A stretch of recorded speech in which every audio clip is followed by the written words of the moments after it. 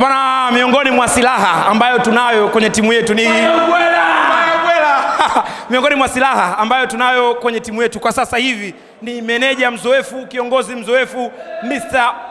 Patrick Roimamu. Moja ya silaha ambayo tuko nayo kwenye timu yetu. Na huyu hapa meneja, habari yako? Mungu mwema, tunashukuru. Uko vizuri? Vibaya mno. Bwana, hamna kijiji kinakosa wazee kaka.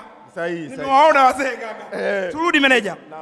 Katika nyakati tofauti tofauti, upo kwenye timu robo finali, lakini msimu huu tumeenda finali. Ni kweli, ni jambo la kushukuru. Ndio.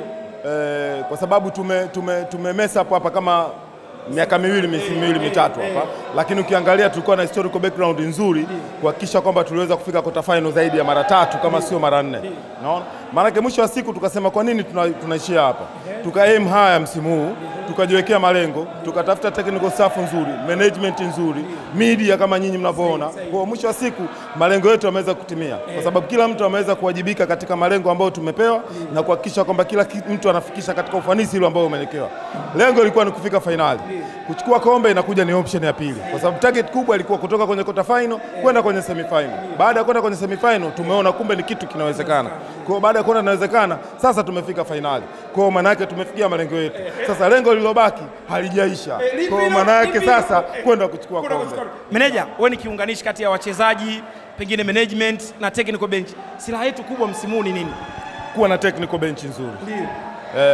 Na vile lazima tumshukuru rais wa klabu na mwenyekiti wa bodi pamoja na mwenyekiti msaidizi wake ambaye ni Mr. Mangungu pamoja na Maudeuji kwa upana wao, board of directors wote, management staff na vile technical staff kwa upana wake. Lakini bila yote lazima tuwashukuru wachezaji. Wachezaji wanatimiza yale tunaowaelekeza.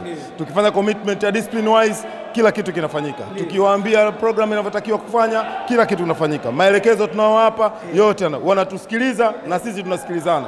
Mwisho wa siku commanding officer nikisema wanasikia kile ambacho nimekiamua. At the end of the day tumepata matokeo. Basi leo turuhusu tukafanya hata shopping manager. Hela unazo? Si upo? Inshallah. Tunajua kwa watu wa mlezi wa wana. Silaha yetu. Tuna masaa 2-3 ya kwenda kuenjoy kwa sababu almost hatukuja kuenjoy in search lakini hapa sasa hivi tuna masaa 2 almost malls mengi yanafungwa.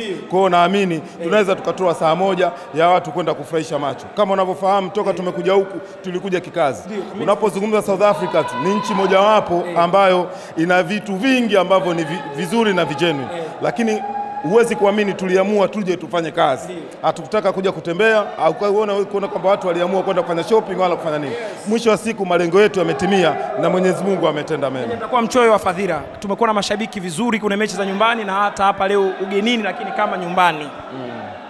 Na tulikuwa nisiwe mchoyo wa fadhila. Tuna nguvu ya mashabiki nyumbani na hivyo pia katika kutoa sifa ambazo nimetoa na pongezi. Lazima tuwashukuru washabiki wetu.